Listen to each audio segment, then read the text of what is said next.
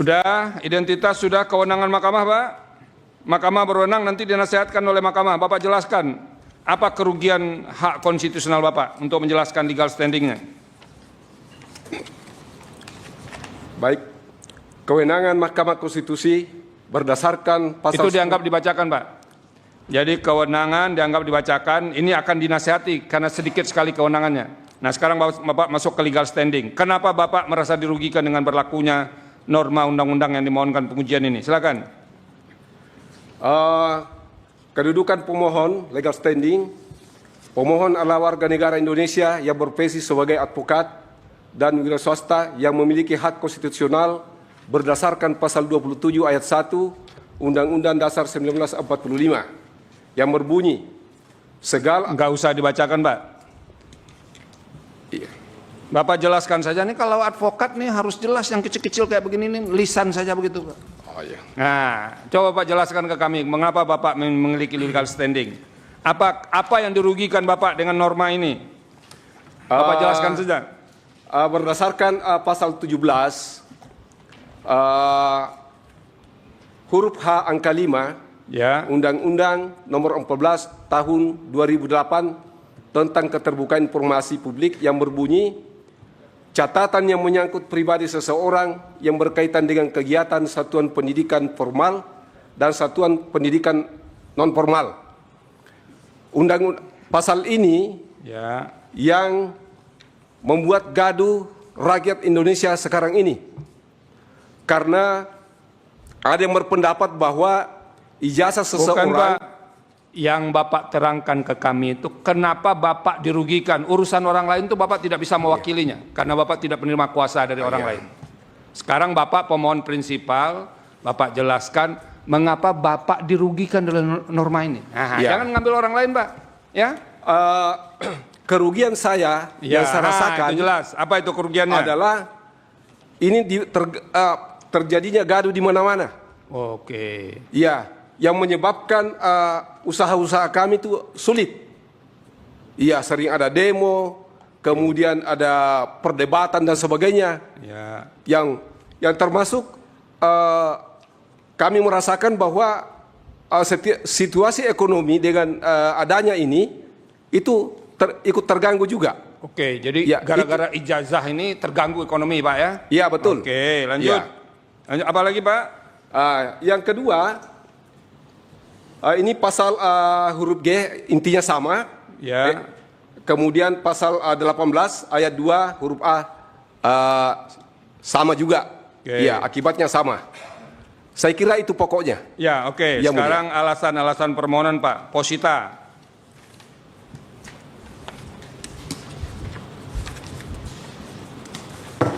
Positanya, Ya. satu, bahwa pemohon adalah warga negara Indonesia yang memiliki hak konstitusional untuk mendapatkan informasi publik yang jujur dan transparan, khususnya terkait pejabat publik yang dibiayai dari keuangan negara. Oke. Apa Yang lagi, kedua, Pak? bahwa berdasarkan Undang-Undang Nomor 14 2008 tentang keterbukaan informasi publik, pasal 17 huruf G yang menyatakan informasi publik yang apabila dibuka dapat mengungkapkan isi akta otentik yang bersifat pribadi dan kemauan terakhir ataupun wasiat seseorang. Hal ini menjadi multitafsir karena ada yang berpendapat bahwa ijazah merupakan dokumen rahasia, adapun yang mengatakan ijazah bukan dokumen rahasia sehingga menimbulkan kegaduhan. Bahwa berdasarkan Undang-Undang Nomor 14 Tahun 2008 tentang keterbukaan informasi, pasal 18 ayat 2 huruf A yang berbunyi pihak yang rahasianya diungkap memberikan persetujuan tertulis. Pasal ini menimbulkan kegaduhan karena ijazah dianggap dokumen rahasia sehingga tidak bisa dilihat jika pemilik ijazah tersebut tidak memberikan persetujuan secara tertulis. Yang keempat, bahwa Undang-Undang Nomor 14 2008 tentang keterbukaan informasi pasal 17 huruf G dan H angka 5 serta pasal 18 ayat 2 huruf A yang menimbulkan multitafsir yang mengakibatkan ketertiban nasional terganggu. Karena itu pemohon berpendapat bahwa jika ini dibiarkan, maka stabilitas nasional bisa terganggu, merusak sistem pendidikan karena para elit saling memaki dan mencaci seperti bahwa yang ingin mengetahui ijazah seseorang adalah orang yang tidak waras. Ada pula yang mengatakan bahwa orang yang mempercayai fotokopi ijazah adalah gangguan jiwa atau orang dungu. Dalam peristiwa ini, yang dibahas ijazah seseorang mantan presiden yang lulusan Universitas Gadjah Mada, yang publik ingin membuktikan keaslian ijazah tersebut. Namun pihak UGM tidak memberikan keterangan yang disertai bukti, sehingga semakin gaduh. Karena itu pemohon melakukan gugatan perbuatan melawan hukum kepada UGM di Pengadilan Negeri Sleman dengan tujuan kegaduhan dapat dicegah agar tuntutan pemohon tidak dilanjutkan. Pemohon mengajukan mediasi agar dokumen yang membuat gaduh masyarakat dihadirkan di pengadilan untuk dibuktikan agar kegaduhan selesai dan pemilik ijazah bersedia atau tidak keberatan ijazahnya diperlihatkan di pengadilan, namun UGM tidak bersedia sehingga pemohon mengajukan permintaan informasi publik, namun tidak ada yang memberikan.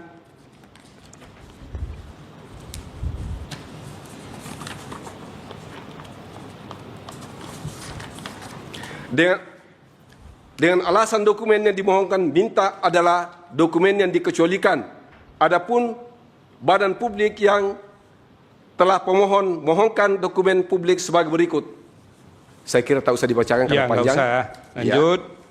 Lanjut. 4.1 sampai 4. Berapa itu Pak ya? Nggak usah dibacakan. Bapak lanjut sekarang ke 4.22.1 Pak. Halaman 7.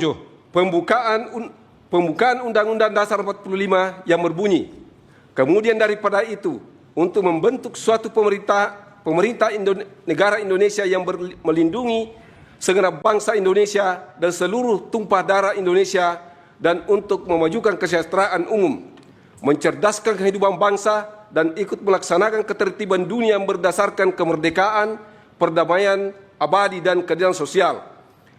Maka disusunlah kemerdekaan kebangsaan Indonesia itu dalam suatu undang-undang dasar negara Indonesia yang terbentuk dalam suatu susunan negara Republik Indonesia yang berkedaulatan rakyat dengan berdasarkan kepada ketuhanan yang Maha Esa, kemanusiaan yang adil dan beradab, persatuan Indonesia, dan kerakyatan yang dipimpin oleh hikmat kebijaksanaan dalam permusyawaratan perwakilan, serta dengan mewujudkan suatu keadilan sosial bagi seluruh rakyat Indonesia. Pasal 30 ayat 1 yang berbunyi, tiap-tiap warga negara berhak dan wajib ikut serta dalam usaha pembelaan negara. 4.22.3 pasal 31 ayat 1 dan ayat 2 yang berbunyi sebagai berikut. Tiap-tiap warga negara berhak mendapatkan pengajaran. Yang kedua, ayat 2, pemerintah mengusahakan dan menyelenggarakan satu sistem pengajaran nasional yang diatur dengan undang-undang. Lanjut petitum, Pak. Petitum. Berdasarkan uraian tersebut di atas, pemohon memohon agar Majelis Hakim Mahkamah Konstitusi berkenan memutuskan: 1.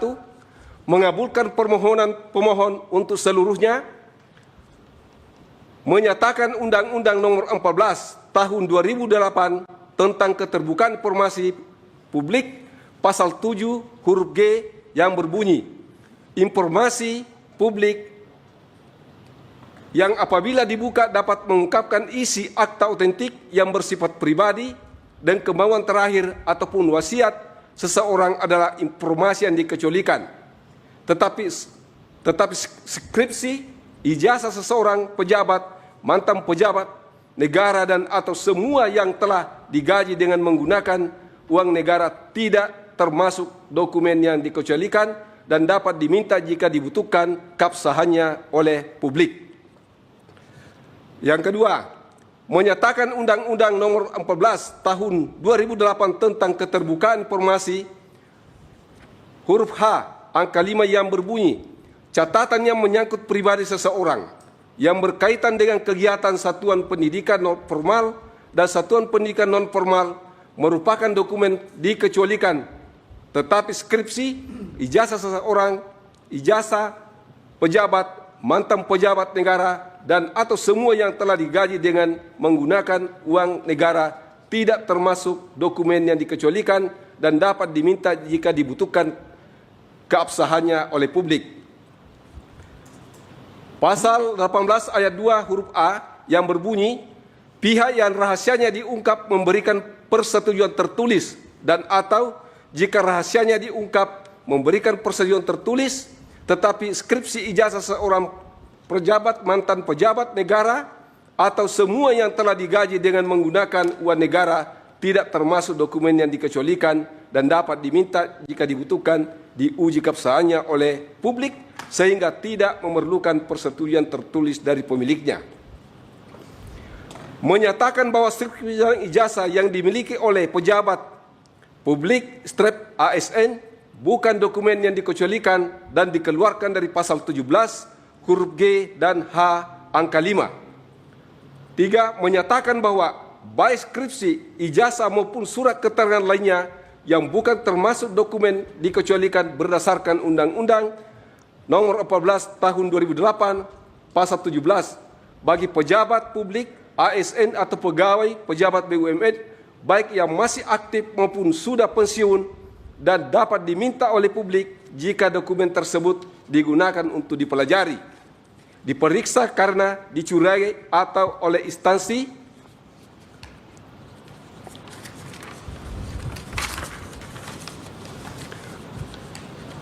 yang memiliki kompetensi atau dapat diminta melalui pengadilan, baik pengadilan tata usaha negara maupun pengadilan negeri demi kepastian hukum. Memerintahkan penguatan putusan ini dalam berita negara Republik Indonesia sebagaimana mestinya.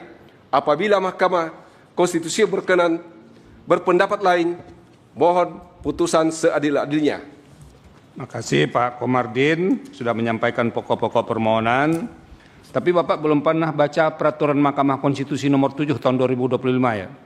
Belum. Nah itu Pak, kalau sebagai lawyer itu Pak, kalau mau masuk di sini dipelajari itu bagaimana format permohonan. Jadi kalau di pengadilan negeri, PT UN dengan Mahkamah Konstitusi beda Pak. Ya Pak ya, tapi nanti akan ada penasihatan untuk Bapak nanti berkaitan dengan permohonan ini. Terima kasih Pak Komardin. Download Tribun X sekarang, menghadirkan lokal menjadi Indonesia.